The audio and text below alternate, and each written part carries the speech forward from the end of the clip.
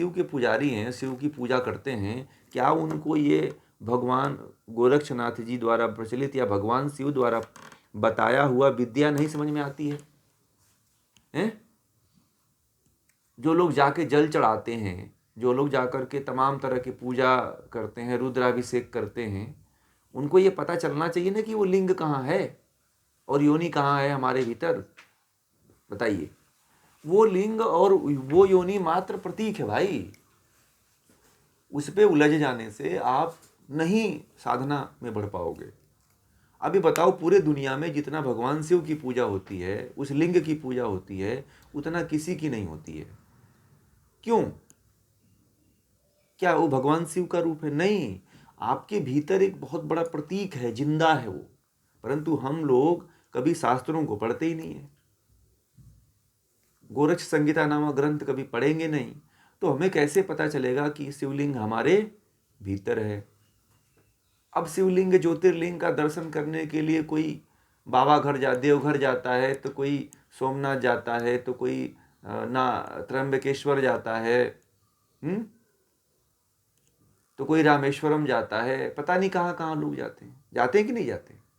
बताइए, जाते हैं ना? वह कहाँ है हमारे भीतर? अब आपको कोई कहे कि जाइए भगवान शिव का दर्शन कराइए, भगवान शिव की पूजा कराइए, तो आप क्या करोगे? बताइए।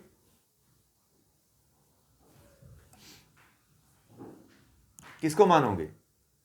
कि वो तो शिव और वो भगवान तो हमारे भीतर ही है। कहाँ है?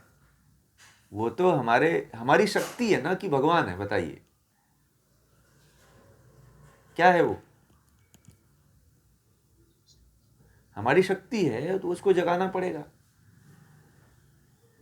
वो तो कुंडलिनी शक्ति के बीच में स्थित है वो लिंग। आप समझ लीजिए कि लिंग कहाँ है। कोई पूछे कि रामेश्वरम में है, कोई कहे कि त्र्यंबकेश्वर में है, कोई कहे कि सोमनाथ में है, तो आप कहाँ मानोगे? जल और रुद्राभिषेक करना है तो अपने भीतर ही करिए। आपके भीतर वह शिवलिंग विराजमान है, जिसको परम ज्योति कहा है। योनि के मध्य में होता है वो शिवलिंग। ऐसा नहीं कि उसमें कोई भगवान का मुंडा हो, मूड़ी हो। ऐसा नहीं है कि सिर वाला भाग हो, निकला हुआ हो। अरे वो तो ज्योति है, प्रकाश है। और लोगों ने पता नहीं, आजकल तो मैं देख रहा हूँ कि शिवलिंगों कोई ऐसे सजा दिए हैं लोगों की, उस पर मुकुट धारण करवा देते हैं, उस पर चंदन टीका लगा के लेप करवाते हैं, तो उसका श्रृंगार करते हैं दिन में 4 बार। ठीक है, क्योंकि पैसे अथाह आ रहे हैं तो 4 बार इसके ऐसा करते हैं। परंतु मुझे जहाँ तक लगता है कि लोग जो है सही ज्ञान से परिचित नहीं है। इसकी बात और भी हठ रत्नावली में, सिद्धांत पद्धति में बात आ गई है ये, कि वास्तविक शिव कौन है और हमें किस शिव की पूजा करनी चाहिए।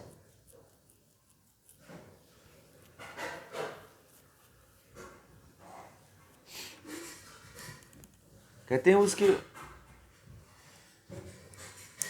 कामाख्या जो है मूलाधार और स्वाधिष्ठान चक्र के मध्य वाले स्थान में स्थित होता है, और उसे योनि कहते हैं। उस वाले भाग को कामाख्या, मूलाधार और स्वाधिष्ठान के मध्य में जो स्थान है, उसको जो है योनि स्थान कहा गया है। और उसी को कामरूप पीठ कहते हैं, कामाख्या पीठ कहते हैं। अरे आसाम में नहीं, आपके भीतर है, आपके भीतर है। अरे वो आपके भीतर ही कामाख्या पीठ है भाई, आपको असम जाने की जरूरत ही नहीं है। मैं वही तो समझा रहा हूँ आपको। आपके भीतर ही वो पीठ है, कहीं जाने की जरूरत नहीं है भाई। वो कामाख्या पीठ आपके भीतर है, और उसी में शिवलिंग भी विराजमान है। इसीलिए तो मैं कह रहा हूँ कि आपको देवघर जाने की जरूरत नहीं पड़ेगी, आपको त्र्यंबकेश्वर जाने की जरूरत नहीं पड़ेगी, आपको सोमनाथ जाने की जरूरत नहीं पड़ेगी। वह कहाँ स्थित है? आपके मूलाधार और स्वाधिष्ठान चक्र के बीच में स्थित है। वह योनि भी स्थित है, कामाख्या पीठ है जिसपे शिवलिंग महाज्योतिर्लिंग विद्यमान है।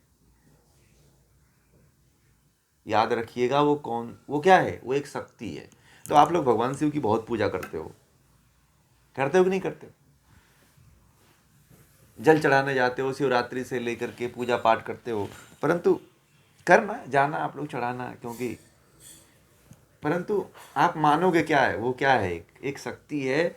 वो यह कह रही है, वो एक ऐसा प्रतीक है जो हमें यह कह रहा है कि आप जो है अपनी शक्ति को जगाओ। तुम्हारे भीतर वो शक्ति है। भगवान शिव की इसीलिए पूजा भारत में होती है कि यह द्योतक है कि भारत के लोग अपनी शक्ति को पहचान करके उस परम जो शक्ति को जागृत कर सकें। भारत के लोग सोए हुए हैं, इसीलिए भगवान शिव की पूजा खूब हो रही है भारत में। जिस दिन लोग जो है यह इस ज्ञान को, इस परंपरा को समझ जाएंगे, उस दिन जो है अपने भीतर के शिव को जगाएंगे। ठीक है? आपको समझ में आ रहा है बातें? अब शिवलिंग की कभी बात आएगी तो समझ जाएंगे आप लोग मैं क्या कहा है। हाँ, वही शिवलिंग है भाई, कुंडलिनी। अब कुंडलिनी एक तरह से कुंडलिनी शक्ति के मध्य में एक अलग शक्ति है ये, जिसको शिवलिंग ज्योतिर्लिंग कहते हैं। ठीक है? ये शरीर, मतलब कुंडलिनी रूपी शरीर धार मोक्ष का द्वार है। ये कुंडलिनी जो रूपी जो शरीर आधार है, जो कुंडलिनी एक तरह से कुंडलिनी हुई, तो ये मोक्ष का द्वार है। शिवलिंग की पूजा कर लेने से मुक्ति नहीं मिलती है, ये तो मोक्ष का द्वार है। योगी को यह जानना आवश्यक होता है। जब तक योगी यह जान नहीं लेता है कि यह जो परम ज्योति जो है, जो शिवलिंग है, उसके दर्शन से केवल मोक्ष की प्राप्ति नहीं होती है। ये ध्यान रखिएगा। यदि आप उसका दर्शन भी कर लेते हो ना साधना में, चक्र का भेदन करते हुए, तो आप ये मत समझना कि आपको उससे मुक्ति मिल जाएगी। नहीं, वो मोक्ष का क्या है? द्वार है। कुंडलिनी क्या है? मोक्ष का द्वार है। वो जो शिवलिंग जो दिखाई देता है ना, वो उसको लोगों ने उसको महाशक्ति मान लिया कि उससे हमारी मुक्ति हो जाएगी। और लोगों ने तो बहुत लोग तो उसे बहुत पूजते हैं। अज्ञानता में लोग खूब उसे पूजते हैं। मैं भी कुछ समय तक, कुछ काल तक मैं भी जो है भ्रमित रहा। ठीक है? मैं भी इसके पीछे भ्रमित रहा कुछ काल तक, परंतु मुझे वास्तविकता का ज्ञान नहीं था। और जब ज्ञान हुआ तब मुझे समझ में आया कि लोग कहाँ भटके हुए हैं। जो शिवलिंग की अगर साकार रूप में जो लोग प्रतीक मान करके पूजा करते हैं, तो ये भी वो गलत जगह ही उनका पूरा तीर का निशाना लग रहा है। यदि उसका दर्शन भी कर लेंगे, उसके प्रति श्रद्धा भी दिखा देंगे, तो वह मोक्ष का द्वार है भी नहीं कि आपको मुक्ति दिला देगी। यह भी आप जान लीजिए कि वह कोई मोक्ष का द्वार नहीं है जो आपको मुक्ति दिला देगी। यहाँ पे सीधे गोरक्षनाथ जी कह रहे हैं